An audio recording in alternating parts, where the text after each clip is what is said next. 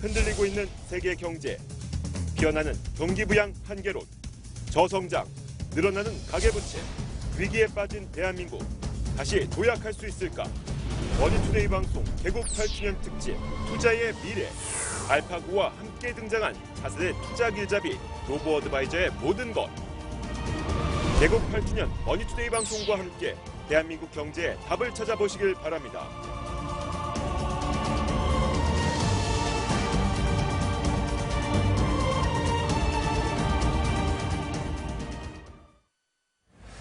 자, 오늘은 머니투데이 방송 개국 8주년 특집으로 준비했습니다. 투자의 미래, 새로운 먹거리 로보 어드바이저에 대해서 낱낱이 파헤쳐볼 예정인데요.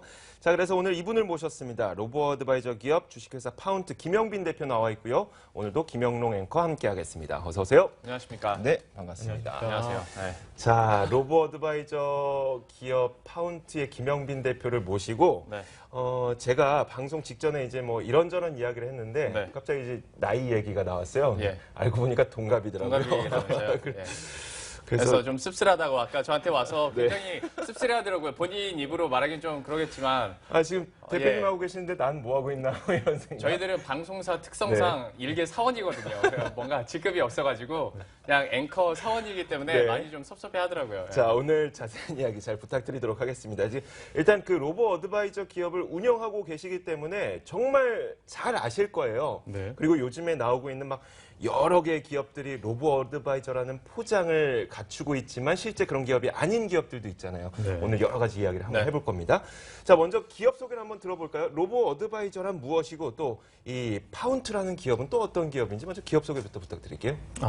먼저 로보 어드바이저라는 것을 아주 간략하게 좀 설명을 드리면요. 네. 기존에는 사실 사람들이 자신의 자산 관리를 받기 위해서는 고액 자산가들만이 그런 프라이빗 뱅커들한테 네. 그 자산 관리 포트폴리오를 받아볼 수 있었는데요. 그렇죠. 이거를 사실 자산이 별로 없는 소액 자산가들까지도 확장해서 그런 기술을 통해서 더 많은 사람들한테 자산 관리 포트폴리오를 제공하는 서비스가 로보 어드바이저입니다. 그래서 네. 그 로봇과 파이낸셜 어드바이저를 합성해서 이 네. 단어가 만들어졌는데요. 저희 파운트는 이러한 로보 어드바이저를 가장 잘하기 위해서 좀 준비를 했던 회사인데요. 이걸 잘하기 위해서 금융 인력과 또 오. 그런 그 데이터 분석 인력들을 탄탄하게 갖춰서 네. 현재는 회사의 절반 수준이 석사 박사급 인력으로 좀 이야. 그 포션이 돼 있고요. 네. 그 미국에서부터 시작된 이 업을 준비하기 위해서 저희는 한 2년 정도 꾸준히 네. 좀 분석을 기반으로 준비해 왔습니다. 오. 음. 지금 그 이력이 나오는 걸 보니까 양력이 나오는 걸 보니까 서울대 경제학과를 졸업하셨어요. 그게 왜요? 서울대. 저는 궁금했던 게 사실 로보 어드바이저라고 하는 것은 금융의 영역이기도 하지만 네. 사실 IT의 영역이기도 하지 않습니까? 그래서 접근하기가 쉽지가 않았을 텐데 이제 네. 경제학을 그렇죠. 하시던 분이 네. 좀 계기도 궁금하고요. 저는 전 직장이 그 보스턴 컨설팅 그러는 컨설팅 회사를 네. 다녔었는데요. 예. 그때 사실 로보 어드바이저라는 이 산업을 신사업 기회로 검토하는 중에 알게 되었습니다. 네네. 네, 당시에 이 로보 어드바이저가 준 게 저는 굉장한 충격이었었는데요. 저는 네. 이걸 금융의 제3의 물결이라고 생각을 해요. 네네. 이 금융의 제3의 물결을 본 건 첫 번째는 저는 이 저성장 저금리 시대에 가장 최적의 대안으로 다가오면서 네. 엄청난 시장 기회가 좀 열리고 있고요. 미국에서는 이미 벌써 전체 자산 관리 시장의 3%까지 접근을 하고 있습니다. 네. 향후 이 대부분의 전문가들은 2020년은 7%, 2030년에는 무려 40%까지도 일경의 시장을 로보 어드바이저로 운영될 거다라고 네. 이제 예측을 하고요. 두 번째는 사실 저희는 큰 시장 기회와 함께 커다란 좀 가치를 보게 됐습니다. 대한민국에서는 자산 관리를 받는다라는 것이 어떻게 보면 노후를 대비하는 생존의 위기에 직면한 사람들한테 네. 줄 수 있는 저는 정말 가치 있는 일이라고 생각을 해서 이 업을 좀 시작하게 되었습니다. 네. 그러면 자연스럽지 않아요? 경제학과 공부해서 로보 어드바이저 하는 게 저는 오히려 이게 더 자연스럽고 그래요? 생명공학과 나오셨잖아요. 생명공학 나와서 앵커를 하고 있습니다. 이게 좀 더 어떻게 하다가 앵커를 하게 됐는지 나중에 제가 한번 여쭤보도록 하고 다시 좀 얘기 좀 돌아가서 네. 로보 어드바이저 얘기 나온 김에 그런데 뭐 얘기를 해준 것처럼 로보 어드바이저라고 해서 얘가 뭐 인공지능처럼 다 해주는 건 아니잖아요. 네, 어떤 맞아요. 기존에도 어떤 분석가들이 있었고 네. 분석 이제 퀀트라고도 얘기를 하는데 그런 게 있었잖아요. 네. 기존과 그러면 로보 어드바이저만의 어떤 특장점 구별되는 게 있을까요? 저는 사실 로보 어드바이저가 어마어마하게 더 좋다라기보단 다르다라는 말씀을 드리고 싶어요. 특히나 이제 사람들이 이 알파고로 인해서 네. 약간 오해를 하는 부분들이 있어요. 네. AI 트레이더가 척척박사처럼 등장해서 최고의 수익. 자신을 부자로 만들어줄 것처럼 그러니까요. 생각하는 네. 분들이 많은데요. 그리고 실제로 그렇게 포장을 하시는 분들도 계십니다. 아. 근데 저는 미국에서 어떻게 보면 이 업이 지금 빠르게 성장하고 있는 과정에서 보여준 성과들은 네. 사실상 고수익이 아닙니다. 엄밀히 말하면 S&P 500이라는 미국의 평균 어떻게 보면 경제 성장보다도 더 못 미치는 그렇죠. 성과들을 네. 로보 어드바이저들이 내고 있어요. 네. 그럼에도 불구하고 시장이 엄청나게 크고 있는 이유는 고객이 자신의 자산을 믿고 안정적으로 계속 꾸준히 불려주는 것에 만족감을 느끼기 때문이거든요. 네. 그러니까 이 로보 어드바이저의 기술이라는 건 사실 알파고 같은 기술적 특이점이어서 갑자기 막 커다랗게 시장이 생긴 게 아니고요. 네. 어떻게 보면 이 글로벌 트렌드, 그 저성장, 저금리, 또 한국에는 저출산까지 연결이 되겠죠. 이런 커다란 글로벌 트렌드 때문에 어떻게 보면 이 기술이 여기에 대해서 접목하면서 성장하게 된 건데요. 시스템 트레이딩과 가장 다른 점은 사실 시스템 트레이딩에서 그런 퀀트가 던지는 질문은 네. 어떤 게 대박 주식일까? 그래서 과거의 주식의 움직임을 보고 맞아요. 미래의 고점과 저점을 예측한다라고 하면요. 그쵸. 사실 로보 어드바이저는 야, 미래 예측하는 거 거의 불가능하다. 이런 네. 걸 맞추는 거 안 되더라. 라고 말하는 사람이 이제 미국에서 이 업을 거의 만든 회사의 최고 투자 책임자예요. 랜덤워크의 네, 저자. 랜덤워크 이론의 창시자인 네. 버튼 마케일이라는 사람인데요. 결국엔 로보 어드바이저의 키 퀘스천은 어떤 게 대박 주식이냐가 아니라 어떻게 자산을 배분해야 되느냐입니다. 예. 그러니까 이렇게 생각하면 될 것 같아요. 사실 알파고와 이세돌 구단이 승부를 겨룰 때 네. 알파고가 최대 많은 집을 확보해서 승리하려고 하지 않아요. 승리하는 게 목적인 거죠. 네. 그러니까 이거랑 똑같은 거죠. 최고의 수익률을 원하는 것이라기보다 예. 수익률을 올려주는 거. 음. 그게 로보 어드바이저. 뭐 아, 약간 개념상의. 조금만 더 보완을 해본다면 예. 고객마다 사실 고객의 성향이 있고 고객의 상황이 있습니다. 네네. 그러면 공격적인 사람도 있고 안정적인 네. 사람도 있죠. 근데 공격적인 사람에서도 고객의 상황은 이미 뭐 은퇴를 앞두고 있고 네. 또 이미 부채가 많은 사람, 고객의 네. 상황 이런 사람은 공격적으로 투자를 하면 안 돼요. 이런 성향과 상향을 분석해서 이 사람의 맞춤형으로 된 그 가장 적절한 포트폴리오를 구성해 주고요. 네. 안정적이거나 혹은 조금 더 투자 위험성을 노출시키거나 여기에 맞춰서 투자를 제공해 주고 그걸 꾸준히 실현시켜 주고 그리고 적절한 시장 상황에 맞춰서 자산을 다시 팔았다 살았다 해서 주식 비중을 늘리거나 채권 비중을 늘리는 등 이렇게 조정해 주는 것. 이게 로보 어드바이저가 하는 거라고 생각하시면 될 것 같습니다. 지난주인가요? 이주 앵커가 그 시장 있는 남자에서 네. 로보 어드바이저 했었잖아요. 네, 저 그때 그렇죠. 기억에 남는 게 이게 뭐 100% 맞는지는 잘 모르겠습니다만은 저를 의지하는. 아니 한번 여쭤보는 네, 거예요. 네. 전문가 오셨으니까. 네, 말씀하세요. 한 5에서 6% 로보 어드바이저 그 수익률을 네. 이렇게 뭐라고 해야 돼요? 입력을 해놨는데 네. 이게 만약에 수익이 8%, 9%, 10%가 나도 이거는 로보 어드바이저 입장에서는 성공한 게 아니라 실패한 거다. 그렇죠. 자산 라고 배분을 잘못했으니까. 얘기를 네. 하셨잖아요. 어떤 그런 흐름과도 일맥상통한 것 같긴 한데 네. 저는 이제 궁금한 것이 네. 앞서서 이미 이런 자산 관리 같은 경우에는 뭐 10억, 20억, 30억 갖고 계신 분들은 이미 다 받고 계셨고 네. 그러다 보면 아마 최대로 수혜를 받는 계층이 좀 저자산가나 네. 아니면 이제 뭐 이제 은퇴 앞두고 계신 분들이 아닐까 싶은데 좀 이들에게 특화된 서비스라는 게 존재하나요?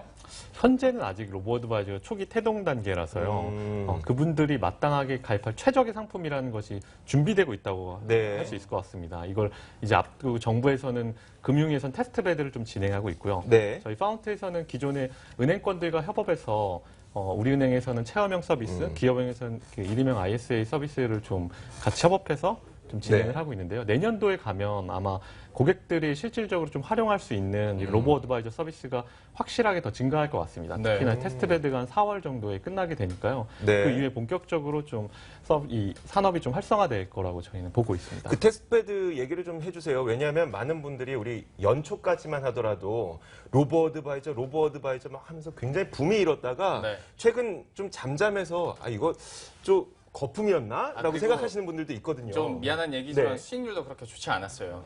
그러니까요. 그러다 보니까 네. 좀 지금- 시간을 두고 네. 지켜봐야 되지 않냐. 그래서 지금 금융위원회에서 테스트베드라는 것을 왜 진행하고 있고 무엇을 목표로 진행하고 있는지 그것 좀 얘기해 주세요. 가장 첫 번째는 테스트 배드에서는 이제 옥석을 가리는 측면에서 이제 누가 가장 고수익이냐 이런 걸 평가하기보다는요. 그러니까 로보 어드바이저는 기본적으로 자동화된 포트폴리오가 네. 고객의 성향에 맞춰서 나갈 수 있어야 되는 건데 이걸 사실 이제 사람이 하면서 로보 어드바이저 포장하는 업체들이 어쨌든 존재하는 것 같아요. 네. 근데 그런 업체들을 좀 이렇게 선별하기 위한 네. 첫 번째 작업이 될 것 같고요. 두 번째는 이제 보안의 이슈라든가 또 안정적으로 고객들한테 꾸준히 서비스를 제대로 제공할 수 있는 IT 기술력이 있는지 금융에 대한 알고리즘뿐만이 아니라 이런 부분을 좀 금융에서 좀 판단을 해보려고 하는 것 같습니다. 근데 물론 어려운 좀 작업이 될 것 같고요. 그래서 첫 번째 시험이다 보니까 사실 이 테스트베드 준비가 완벽하진 않은 상황입니다. 네. 테스트베드 뭐 얘기를 하다 보니까 이제 좀 어려워지는 것 같습니다. 네. 슬슬 네. 이제 전문 분야가 나오다 보니까 좀 단도직입적으로 이제 내년부터 나온다고 하셨으니까 네. 저는 좀 개인적으로 의심도 많고 좀 보수적인 편이라 내년에 시작을 해도 네. 또 몇 개월 정도 추이를 두고 봐야 되지 않냐라는 지극히 서민적인 생각을 갖고 있는데 네. 좀 어떤 분들에게 가장 그럼 이런 서비스가 적합하다고 우리가 볼 수 있는지 네. 좀 단도직입적으로 좀 설명을 해주시죠. 물론 이제 로보 어드바이저가 이제 미국에서부터 잘 탄탄히 성장한 그 로보 어드바이저를 얘기한다면 저희가 지향하는 네. 네. 이를테면 저희 파운트에서 얘기하는 저희의 좀 철학과 메시지는 저희한테 돈을 맡긴 사람들한테 저희는 부자를 만들어줄 수는 없습니다. 네. 저희가 지향하는 수익은 사실 4에서 한 8% 네. 정도이고요. 가장 확실하게 드릴 수 있는 건 은행 이자 대비 한 3.5%가 저희가 되게 타겟을 하는 수익률이에요.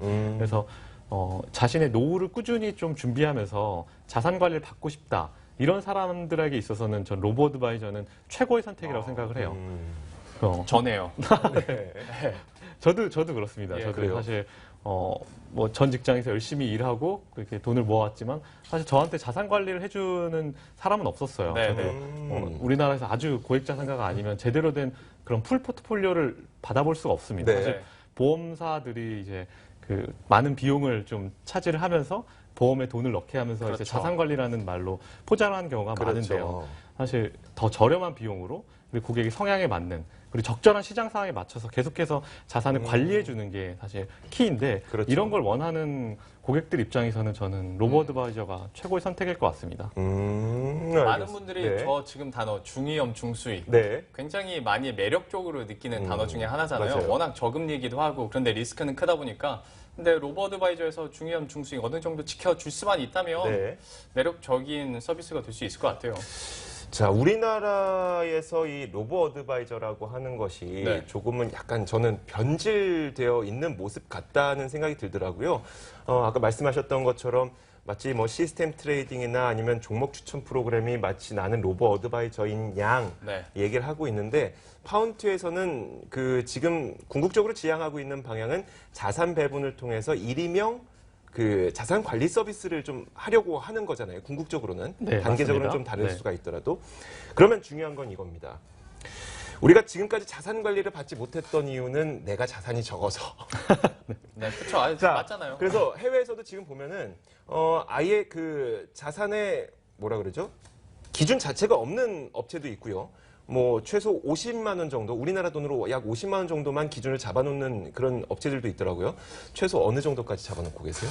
저희는 사실 최소 금액을 아예 두지 않는 목표를 하고 있어요. 그러니까 금액이 네. 일정 이하가 되면 ETF 같은 경우는 배분하기 오히려 되게 좋은 상품인데도 그렇죠. 너무 작은 금액은 좀 어렵기 때문에 네. 펀드를 통한 자산 배분으로 좀 돌려서 고객의 아예 금액 제한을 없애는 방향성으로 좀 서비스를 잘 준비를 하고 있고요. 네. 특히나 이제 저희가 내년도에는 첫 번째 상품들은 아마 시중 은행권들 특히 이제 저희랑 컨소시엄을 구성한 네. 5대 은행 중에 두 개의 은행이 저희랑 컨소시엄을 참여를 하게 되는데요. 네. 이런 은행을 통해서 아마 첫 번째로 서비스를 좀 받아보실 수 있을 것 같아요. 그래서 금액에 대한 정말 소액의 자산가들도 받아볼 수 있을 것 같고요. 네. 자산 관리라는 건 사실 100만 원을 맡겼을 때 수익률이 3.5%다 이러면 3만 5천 원 번 네. 거잖아요. 이러면 네. 되게 낙담하세요, 보통.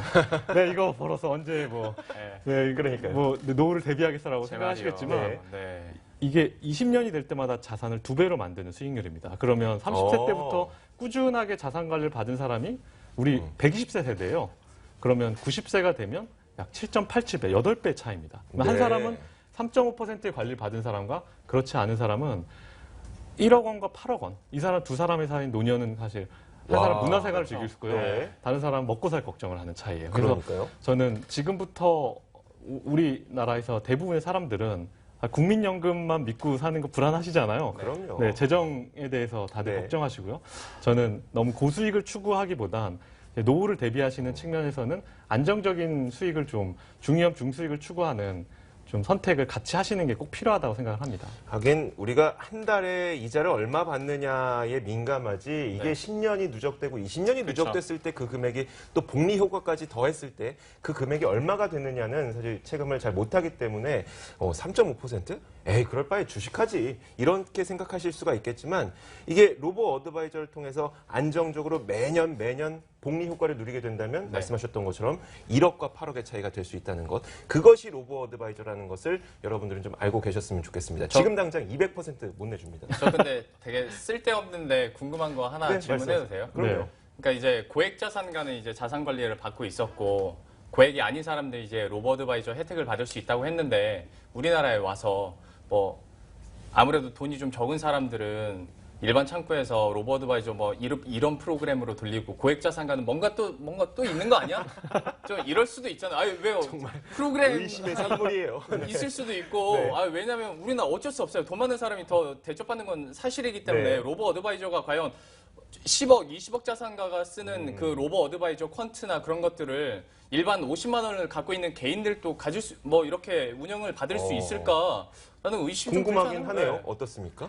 사실 이건 오히려 저희 회사의 그 설립 철학이 있어요. 네. 지금 미션 스테이트먼트인데 저희는 모든 사람들의 경제적 자유를 실현하기 위해 구체적인 해결책을 제시하자. 이 네. 철학하에 사람들이 좀 뭉치게 됐습니다. 네. 그래서 저희는 고액 자산가와 소액 자산가를 차별하지 않고요. 네. 오히려 저희가 갖고 있는 일에 좀 가치와 사명을 느끼는 건 고액 자산가들은 이미 그런 프라이빗 뱅커들의 좋은 서비스를 받고 네네. 있습니다. 그러니까요. 로보 어드바이저의 서비스라는 게 사실 기존에 되게 많은 노하우나 경험을 축적한 그런 프라이빗 뱅커들보다 훨씬 잘할 수 있느냐. 저는 오히려 이 시장은 파이낸셜 어드바이저, 로보 어드바이저의 경쟁이 아니라 네. 노 어드바이저와 로보 어드바이저. 그러니까 아무런 서비스를 못 받는 사람들한테 정말 큰 혜택이라고 생각을 합니다. 오. 그래서 저희가 집중하는 것도 오히려 초고액 자산가들보다는 중산층과 서민층들에게 좋은 서비스를 주는 게 되게 목표이기 때문에 절대 네. 그런 차별은 없을 것 같습니다. 자, 이거를 네. 우문현답이라고 하는 것 같습니다. 그러니까요. 좀 되게 쓸데없는 고객 입장에서 질문을 드렸었는데 좀 질문에 비해서 정말 대답이 좋은 너무 대답이었어요. 고퀄리티로 돌아온 것 같고요. 저 이번에는 좀 넓혀볼게요. 네. 물론 이제 개인 이렇게 고객 자산 관리 물론 좋습니다만은 이것이 우리나라 금융업계와 또 어떤 시너지를 낼 수 있을 것인지에 대해서도 좀 중요하지 않습니까? 그러니까요. 좀 이것 때문에 물론 좋은 점도 있지만 단점을 네. 꼽는 사람도 분명히 있고요. 좀 앞으로의 미래상에 대해서는 어떻게 보고 계세요? 전 로보 어드바이저가 기존에 있는 사람들의 일자리를 뺐거나 네. 좀 경쟁하는 구도는 아니라고 생각해요. 아까 말씀드렸던 그런 것처럼 기존에 사실 소외받았던, 외면받았던 그 시장의 외연을 확대하는 측면에서 금융시장을 더 키울 수 있고요. 향후에 사실 제가 이걸 제3의 물결이라고 바라보는 까닭은 네. 기존까지는 투자라고 이제 정의할 수 있는 시장은 좀 협소해 있습니다. 대부분 네. 액티브 투자가 그렇죠. 주가 되는 시장인데요. 네. 향후에 투자 시장은 패시브 투자들, 그러니까 ETF를 활용한 이런 그 패시브 투자들이 점점 커지게 될 겁니다. 네. 그 이유는 은행과 예적금이 너무 금리가 떨어지다 보니까 네. 대한민국은 이제 일본 같은 제로 금리가 될 거예요. 이거는 네. 피해갈 수 없는 현실이고요. 저출산까지 연결된 한국에서는 그렇죠. 불가능할 겁니다. 피하는 것이. 그러면 거기서 나오는 수요들 그리고 부동산이 앞으로 투자의 대상이 되기가 되게 어려울 겁니다. 네. 그러면 네. 그런 현실을 깨닫고 결국엔 부동산에서 투자 수단으로 부동산을 생각했던 사람들의 자금이 나오게 됩니다. 이 두 가지 예적금과 부동산에 나오는 자금들은 기본적으로 고수익을 추구하기보단 안정성을 굉장히 좋아하는 그런 네. 성향들이에요. 그리고 변동성을 원하지도 않습니다. 네. 이런 많은 이 수요들이 로보 어드바이저로 들어오면서 금융시장의 좀 외연을 많이 확장시켜 줄 걸로 저희는 기대하고 있어요. 하긴 말씀하셨던 것처럼 생각을 해보면은 사실 로보 어드바이저는 대부분 ETF를 담아서 자산 배분을 하지 않습니까? 근데 이제 부동산도 담을 수가 있기 때문에 근데 우리가 아파트를 포트폴리오에 담을 수는 없어요. 그렇다 리츠? 보니 리츠를 대신 담아서 그런 것도 생각을 해보면 또 이 사실 우리나라에서는 아직 뭐 리츠 ETF가 그렇게 활성화되어 있지 않지만 리츠 ETF 자체를 또 활성화시킬 수 있는 그런 긍정적인 측면도 있지 네, 않을까라는 맞습니다. 생각도 들어요. 자, 그런데 또 이 로보 어드바이저라고 하면은 우리가 항상 컴퓨터와 관련된 어떤 사업을 생각할 때마다 해킹에 대한 불안감이 항상 있거든요. 네. 이 로보 어드바이저는 그런 게 없을까요? 뭐 아예 제로라고 말씀드릴 수는 없겠죠. 네. 그런데 이 금융에 관련된 많은 부분은 워낙 이제 규제에 대해서 그런 보안상의 최소한의 요건을 갖추지 않으면 않으면 진입하기 어려운 네. 시장이고요. 아마 로보어드바이저도 현재 테스트베드 같은 걸 통해서 그걸 충분하게 좀 통과하지 못한 업체들은 미리 네. 선별해서 걸러지게 될 것 같습니다. 그리고 초기에 나오는 고객분들이 받아보게 되는 서비스는 뭐 은행권이나 증권사에서 이미 탄탄하게 검증된 그런 루트를 통해서 네. 고객들이 실제 본인들의 자산 관리를 받을 거기 때문에 저는 초기에 그런 어려움은 좀 없을 것 같습니다. 다만 어떻게 보면 인증되지 않은 그리고 네. 이제 어디나 사기꾼들이라는 건 존재하기 마련이잖아요. 그런 예, 잘못된 업체들의 특히나 네. 이제 뭐 대박을 만들어냈던 업체들의 혹시 이제 호도돼서 이제 혹시 피해를 보는 고객들도 존재할 우려는 조금 있는 것 같습니다. 네. 우리나라에서 만약에 뭐 몇 퍼센트의 수익률을 올려주겠습니다라고 얘기하는 업체들은 모조리 유사수신이기 때문에 그런 건 절대 믿으시면 안 돼요. 그냥 불법이라고 보시면 됩니다. 그렇죠. 그리고 네. 뭐 로보어드바이저 얘기하면서 꼭 AI 같이 넣지 않을까 그런 유사수신 업체는 꼭 뭔가 해줄 것처럼 네. 괜히 그냥 그런 거는 좀 조심하셨으면 좋겠는데. 자주 보이는 게 알파고 급등주잖아요. 아, 그렇죠. 네, 그렇죠. 그런 것도 굉장히 많고 네. 좀 조심은 하셔야겠는데 네. 저는 자꾸 이게 순서상 이렇게 됐는지 모르겠습니다만 대표님께 자꾸 좀 태클을 거는 것 같아서 네. 죄송한 마음이 있어요. 그런데 한 가지만 더 질문 드리는 것이 로보어드바이저가 이렇게 태동을 하면서 우리나라에 이제 점점 퍼지게 되는 시기 자체가 네. 물론 뭐 저금리 저성장 기조에서 많이 세계 경제가 나빠지긴 했습니다만은 그렇게 완전 폭락 경제, 폭락장이라고 하기는 좀 그렇거든요. 그러니까 이걸 경험하지 않은 상태에서 과연 나중에 더 큰 세계 경제 위기가 날지 우리나라의 경제 위기가 왔을 때 이것을 타개할 만한 메리트가 있을까? 그런 비상 탈출구가 있을까? 라는 의문점이 좀 들거든요. 아직 경험해보지 못한 장일 수도 있기 때문에 그러니까요. 이 부분에 대해서는 좀 어떤 대책을, 그림을 그리고 계신 건가요? 사실 그 부분은 로보어드바이저가 갖고 있는 좀 한계점이랑 연결이 되긴 해요. 그 미국에서도 마찬가지로 똑같은 이제 네. 챌린지를 전문가들이 로보어드바이저 쪽에 했고요. 네. 근데 작년 8월부터 이제 그 미국의 주식시장의 변동성이 엄청나게 커졌고 네. 예, 순간적으로 폭락하는 장들을 경험하게 네. 됩니다. 네네. 당시에 이제 로보어드바이저에서 이런 경험을 한 사람들은 다 빠져나갈 거다라고 예측했던 사람들의 기대와는 다르게 로보어드바이저 시장은 계속 AUM이 떨어지지 않고 꾸준히 증가를 했었어요. 네. 그러니까 고객들이 이제 바라보는 건 그래도 시장 대비 로보어드바이저가 더 낫더라. 결국에는 패시브한 상품들을 네. 다 분산시켜놓은 상품을 또 다시 서로 간의 관계를 잘 분석해서 또 분산시켜놓은 덕분에 시장 위기에 대응을 좀 잘한 편이었고요. 네. 다만 한 가지 리스크는 있습니다. 그러니까 결국에는 기존에 전혀 경험하지 못했던 네. 네. 한 번도 경험하거나 예측하는 게 아예 불가능한 시장 위기가 만약에 도래한다면 기본적으로 로보어드바이저는 데이터를 분석하고 과거에 대한 그런 경험들을 기계가 학습하고 또 데이터를 통해서 예측하는 그쵸. 측면이 있기 때문에요. 아무래도 그랬을 때 얼만큼 이 부분이 방어가 잘 될 거냐 이런 부분이 저는 저희 회사는 기본적으로 투자위원회를 두고 있고 네. 이런 금융에 대해서 기본적으로 많은 경력을 갖고 있는 분들이 최악의 상황에 대해서 사람의 좀 판단을 같이 개입을 하는 부분을 열어두고 있습니다. 그래서 완벽하게 로봇에게만 모든 걸 맡기는 것은 물론 대부분의 투자는 로봇이 결정을 하지만 네. 그런 최악의 상황이 왔을 때 이제 사람이 좀 인사이트를 같이 판단시키는 부분은 저는 아직까지는 좀 필요한 영역이 아닌가라고 생각을 합니다. 솔직하게 말씀해 네. 주셔서 믿음이 가네요. 다 준비됐다고 하면 전 또 안 믿었을 겁니다. 네, 알겠습니다.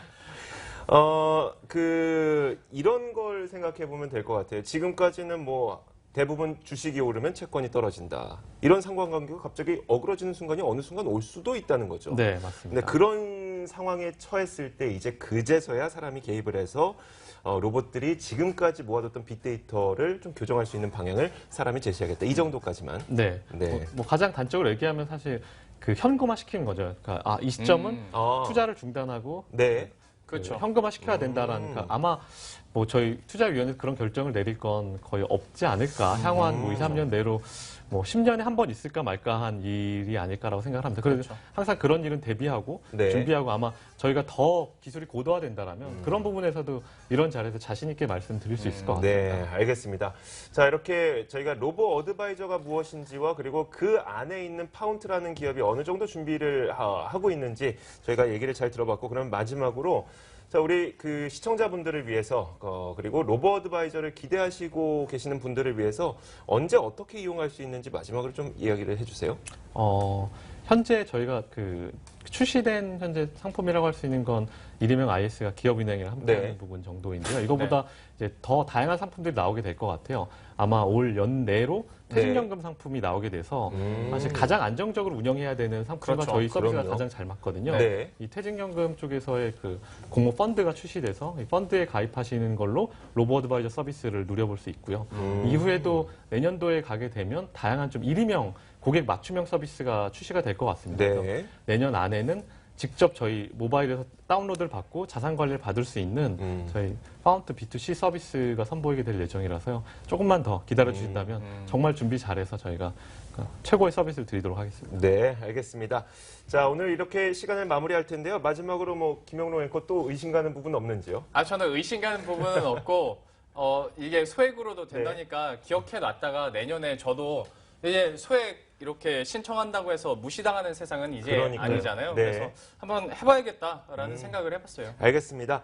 자, 이것이 바로 로보어드바이저입니다. 그리고 이것이 바로 파운트라는 기업입니다. 오늘 이 파운트 김영빈 대표와 함께 이야기 나눠봤고요. 김영로 앵커도 수고하셨습니다. 오늘 여기서 마치겠습니다. 고맙습니다. 고맙습니다. 감사합니다.